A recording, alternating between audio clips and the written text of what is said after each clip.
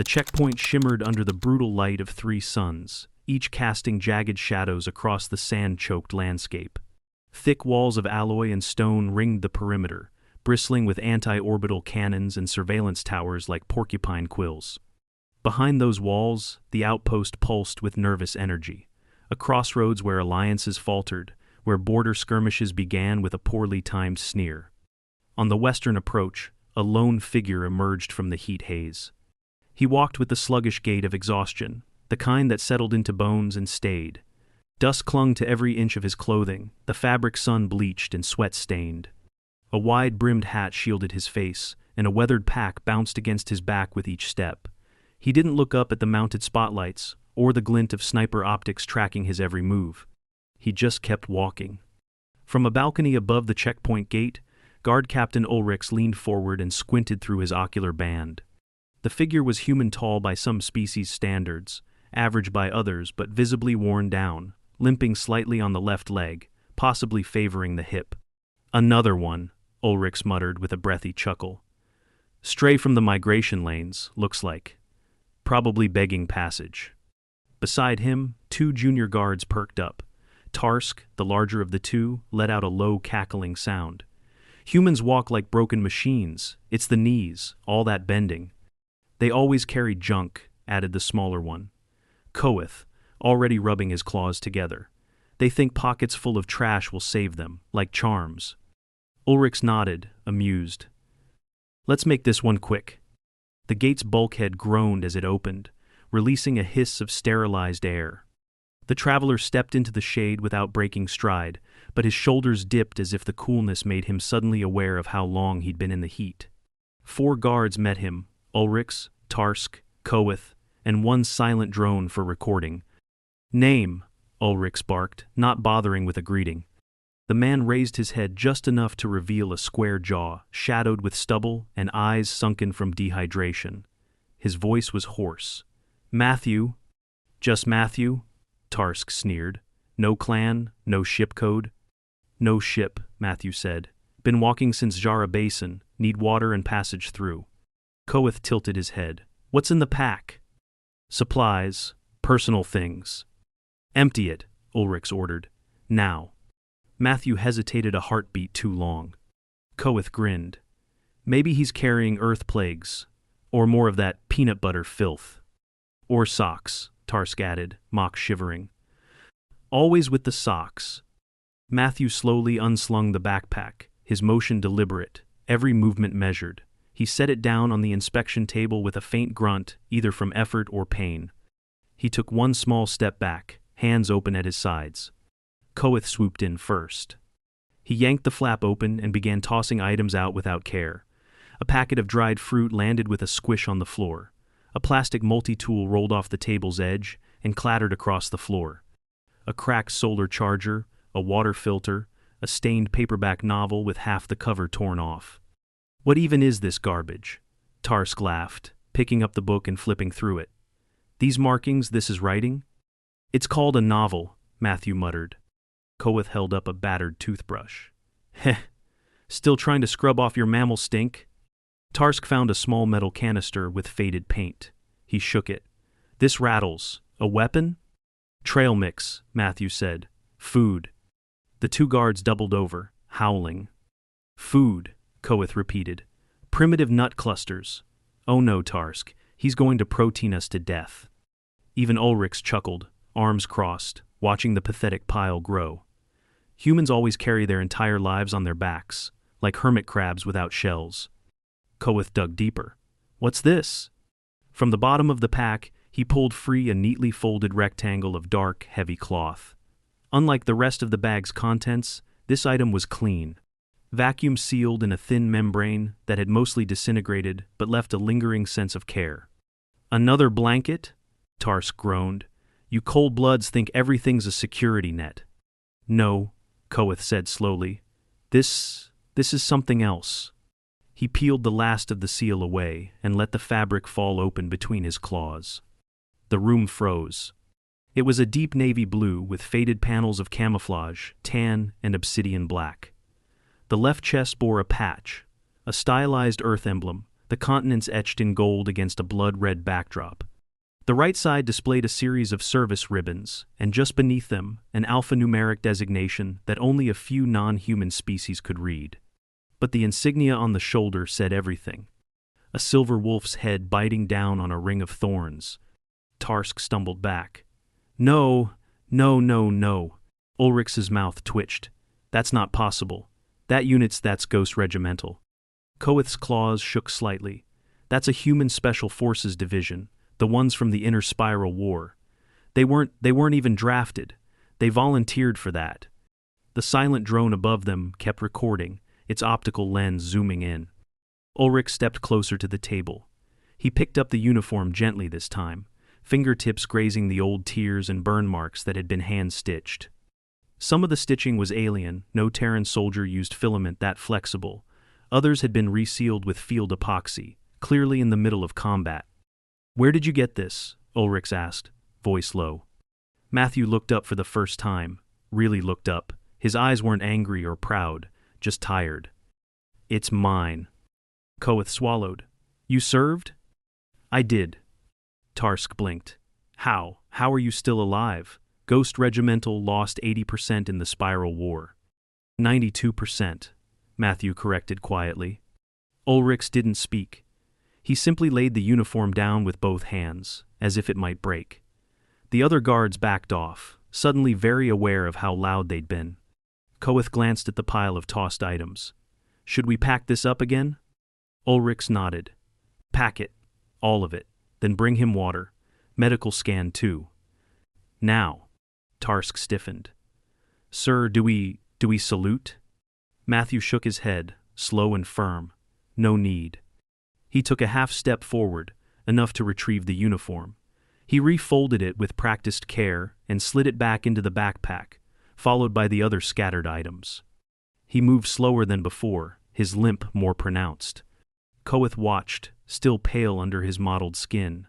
"You walked here from Jara Basin? That's 600 clicks." "Had to avoid the war zone," Matthew said. Ulrich looked him over again. "What happened to your leg?" "Old injury. Reopened." "We'll scan it. You might have a tear or a fracture." "I know. Just let me sit a moment." No one stopped him as he dropped into the shade beside the checkpoint wall, his back pressed to the cool stone.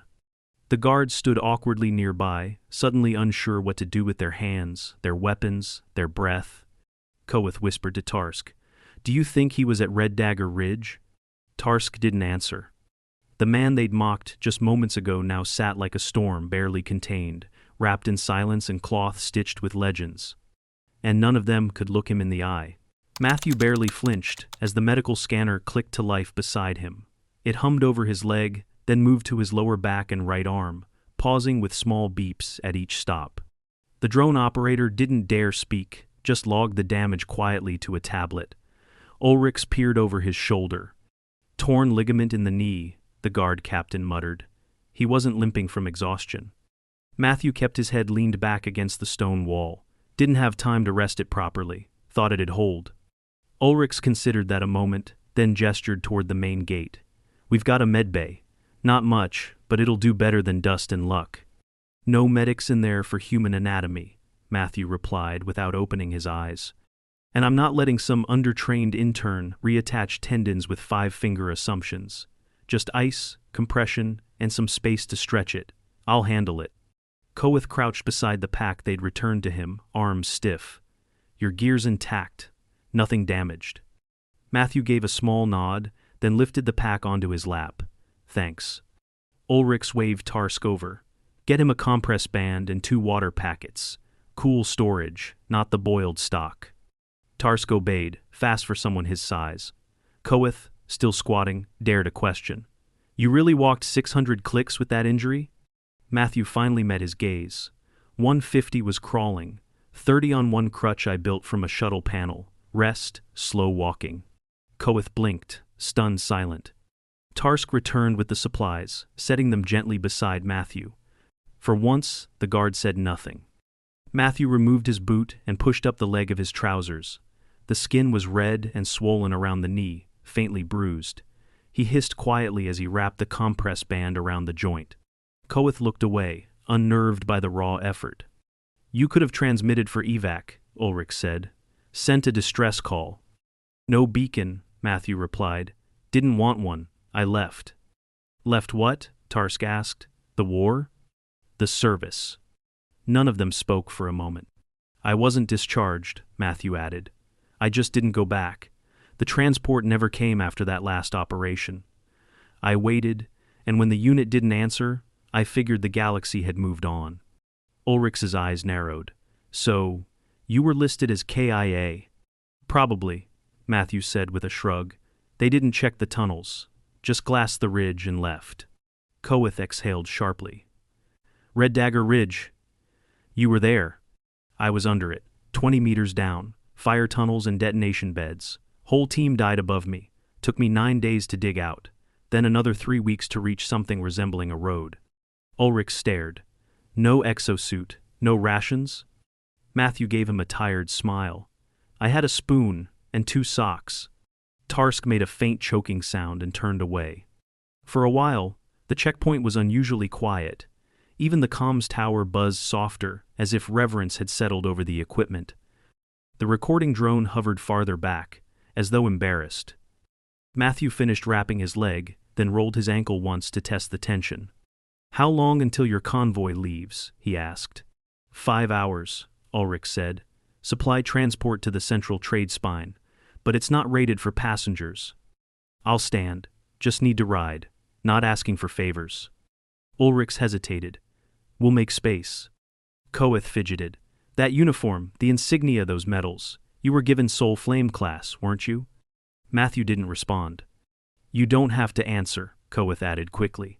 It's just there were only 12 awarded in the entire campaign, and you had 4 ribbons. Matthew ran a hand over his face. Too many to mean anything now. Still, Tarsk muttered, glancing down. We shouldn't have laughed. Matthew looked up, studying him. You didn't know. Doesn't matter. It does, Tarsk insisted, straightening his back. Where I come from, mocking a warborn is dishonor. Matthew shook his head. I don't need honor, just water, and maybe a convoy that doesn't leak coolant. Koeth tried again. What made you keep it? The uniform? Matthew paused, then tapped the side of his pack. I kept it because I thought I'd need it. In case someone needed proof, I wasn't dead. Ulrich crossed his arms. Funny, everyone here nearly wished you were just another scavenger. Matthew chuckled faintly. You and me both. Hours passed. When the convoy arrived, it did so in a puff of ionized sand and sputtering engines. The cargo hauler looked like it had seen one too many asteroid fields, one of those long-range beasts with modular trailers and external shielding that had to be manually latched down. The driver, a 4-eyed Raksari named Lem, looked annoyed just stepping out of the cockpit. You want me to carry him? She asked Ulrichs. He's been cleared. Light baggage. Quiet company. Lem eyed Matthew's leg. He doesn't look light. He's old service, Ulrich said, voice lower than usual. Lem peered closer, then saw the patch. She didn't ask anything else, just nodded once and unlocked the side door of the forward module. Matthew hauled himself up the ramp with care, setting the pack down beside a bolt-fixed bench. He exhaled slowly and sat, gently cradling his knee. Ulrich stood at the edge of the bay, arms folded behind him. What'll you do when you get to the spine? Keep walking, Matthew said. Find a system that doesn't ask questions, somewhere with soil. Ulrich gave a thoughtful nod. If anyone asks what happened here, tell them the truth. A tired man walked too far and needed a ride. The hatch closed with a heavy clunk, sealing away the checkpoint and its accidental reckoning. Inside the transport module, Matthew leaned back. His hands brushed over the folded uniform once more, tucked safely beside him. Not for display, just a reminder. He didn't need to wear it, its weight still clung to him. Outside, the checkpoint resumed its motion. Guards returned to their posts. The gate slid shut. But tension lingered in the air, visible in the way Koeth cleaned his rifle 3 times over, or how Tarsk avoided looking at the bench where Matthew had sat. And Ulrichs, standing at the watchtower, kept one eye on the vanishing dust trail long after it disappeared. No one laughed anymore. The convoy moved like a wounded animal through the canyon's slow, loud, and radiating heat from every dented seam. In the lead module, Matthew sat with his leg propped on a ration crate and the compression band re-tightened beneath his cargo pants. The floor vibrated with every gear shift. Bolted restraints rattled overhead like wind chimes in a storm. He had slept in broken stretches since boarding, one hand always near the pack. His knee flared up each time the hauler jolted. He hadn't removed the wrap once. Every few hours, he adjusted it and tested his range of motion with grim patience. The recovery process was no mystery to him. He knew the stages, he knew the pain. But it was the uniform he kept looking at folded perfectly inside the pack, untouched since the checkpoint. Every time his eyes drifted to it, he seemed to brace against something invisible. The past, perhaps. Or the silence it always brought with it. At the next fueling station, the hauler stopped for a 3-hour recharge. It wasn't more than a refitted cargo slab with solar collectors and a merchant's booth half buried in dust. Lem, the driver, stepped down and ordered a lukewarm stimulant from a vending nozzle while the rear tanks hissed. "You hungry?" she called over her shoulder. Matthew shook his head from the bench just outside the ramp. "I've got nutrition packs in the cab," she said. "Most of it's inedible, but the stuff labeled dog tastes okay." Matthew chuckled faintly. "Not hungry." "Suit yourself." Lem leaned against the console. "You used to be frontlines, right?" Matthew didn't respond. "I only asked 'cause one of the side guards at the last depot recognized the patch," she said. "Didn't say anything, but you could see it in his face." Matthew pulled out a hydration pouch and drank. "Let him wonder." Lem shifted. "So, why'd you leave?" The sun passed behind a cloud, casting an odd shade over them. Matthew took a breath. "I didn't. They did. I just stayed put." Lem scratched at a burn mark on her sleeve. "Fair enough." Inside, the hauler beeped fuel cycle complete. She tapped her belt control and boarded again. "We've got 2 more jumps until the spine. You'll want to brace during the surge. This old crate doesn't handle inertia well." "I'll manage." True to her word, the jump jolted hard. Matthew winced as his knee locked up for a full minute after touchdown. He forced himself to stretch it, jaw clenched, sweat beading along his brow. He didn't cry out. Midway through the next segment, a secondary console near the rear compartment pinged softly. He stood slowly, balancing himself with the wall, and limped over to check the source. It was a proximity alert. A ship was trailing them, no ID signature, no trade beacon. That wasn't standard. When he told Lem, she cursed and veered the hauler into a dust pocket to mask their thermal trail. "Pirates?" he asked. "Not bold ones," she said. "Just scavengers looking for easy targets. They won't hit us unless they think we've got military-grade materials. Or someone important." Matthew raised an eyebrow. "You think they traced the uniform?" "It's not like that patch is subtle," she said, checking the rear cams. "And word travels stupid fast out here." They waited 2 hours in that pocket until the trailing ship lost interest and peeled away. Lem muttered about changing her transponder code, then offered Matthew a shock baton, just in case. He took it and tucked it under the bench without comment. The rest of the ride was quiet until the final checkpoint. This one wasn't a border gate. It was a central trade junction hub, a sprawling transit zone that spread across a shallow crater, complete with dock towers, vendor alleys, and temporary barracks. Dozens of species moved about in organized chaos, pilots screaming over manifest discrepancies while loaders haggled over fuel allocations. Lem parked the hauler in Bay 42, then stepped down and stretched her arms overhead. "We're here. Past this point, the lanes get complicated. I'm heading westbound." Matthew stepped out slowly, testing his leg. It held, barely. The swelling had gone down a little, but he'd still need another week at least before he could put weight on it for any distance. Lem looked him over. "You're going to try to walk it from here?" "There's a transport link," he said. "I can ride north for a while. Find something quieter." She hesitated, then held out a wrapped foil pouch. "Take this. It's not dog, I swear. Just don't open it near anyone with gills." He took it with a nod. "Thanks for the ride." She glanced at the pack again. "You gonna keep carrying that thing? The uniform?" He didn't answer right away. "Yeah," he finally said. "I think I have to." She gave a short nod, then walked back up the ramp. Matthew moved slowly into the station. The crowd parted more easily than expected. Some of it was the limp. Most of it was the insignia, peeking just slightly from his half-unzipped pack. Whispers followed him, barely audible, but present. That's one of them. Wasn't that patch burned off in the Spiral War? Didn't know any of them were still alive.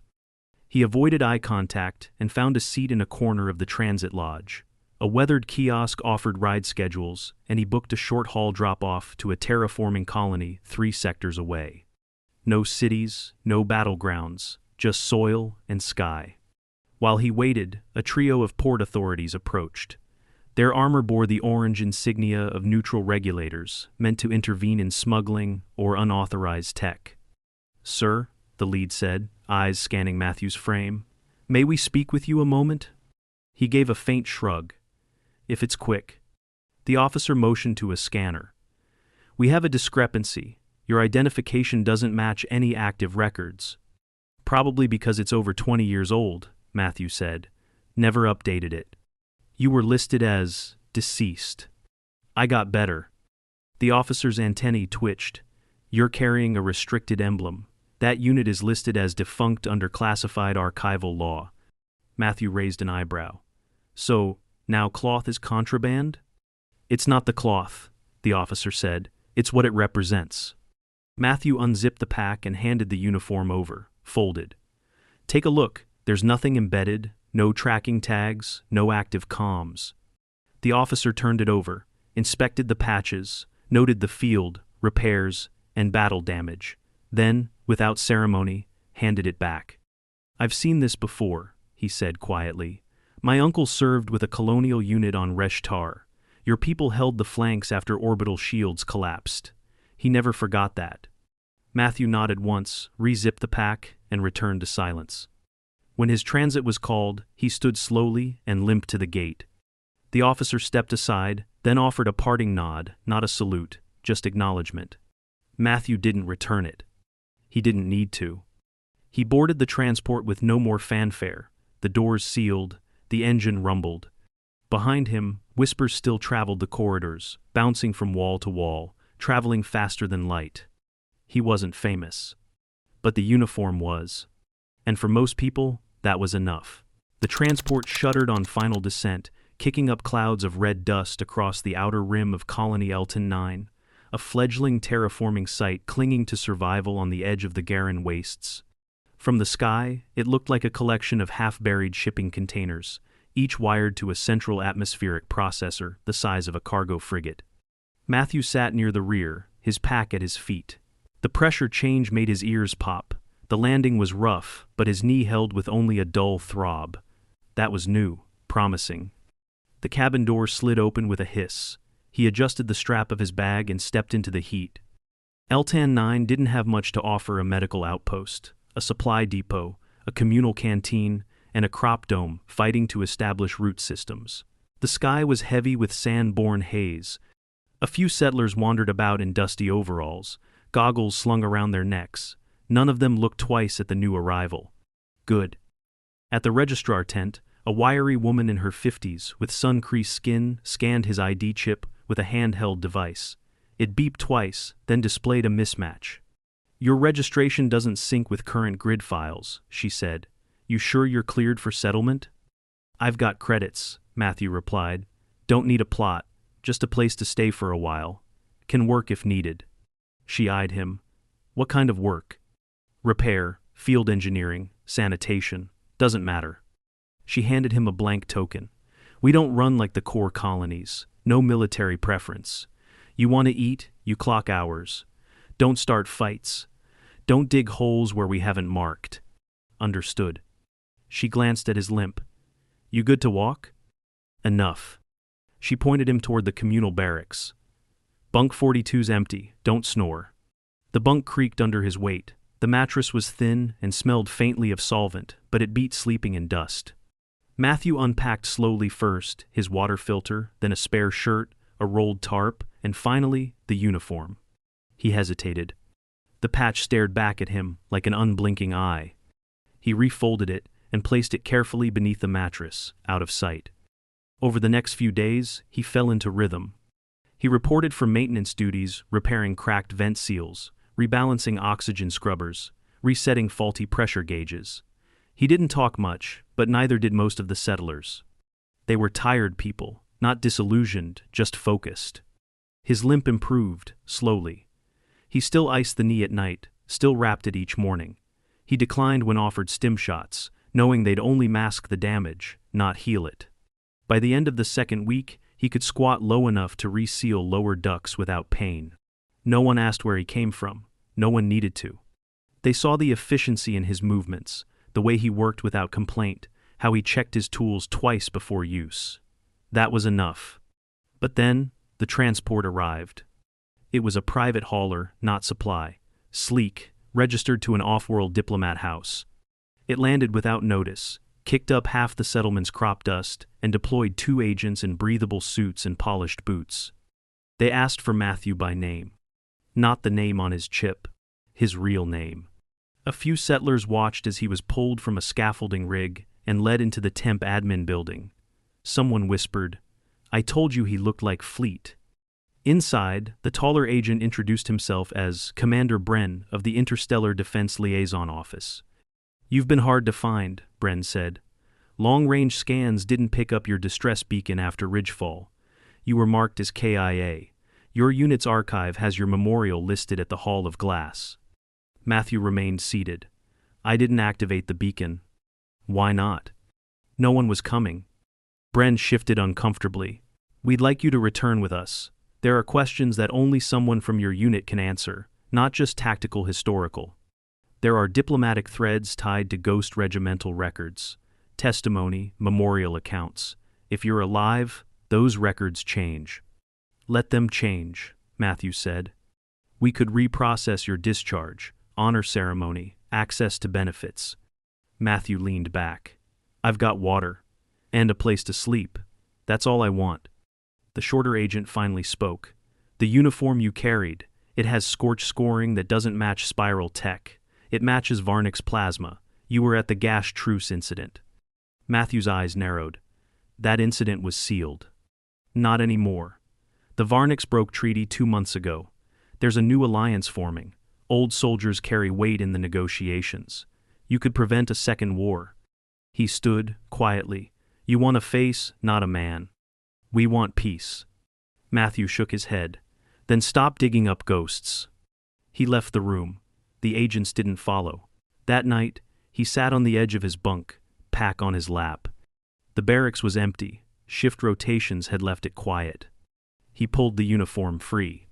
He looked at it for a long time, not at the patch, but the seams, the uneven stitching, the scorch marks, the faded names on the inner collar, names that weren't his. They were gone. But the weight remained. The next morning, the agents had left. Their ship dust trailed into orbit before sunup. No one asked why. No one needed to. Matthew reported for duty as usual. The registrar gave him a new work order turbine realignment. By the end of the week, he stopped wrapping his knee. By the end of the month, he started jogging short laps at dawn. One night, during power rationing, a group of settlers gathered in the canteen. Someone had found an old entertainment deck. They projected static-ridden music and laughed at each other's dancing. Matthew watched from a corner, sipping weak broth. Koeth would have made a joke, he thought. Tarsk would have started stomping like an armored beast. Ulrichs would have said nothing, but would have smiled anyway. Months passed. He never wore the uniform again. But he never discarded it. Sometimes, young settlers asked about his limp. He told them the truth of fall during repair work, long ago, before terraforming made gravity stable.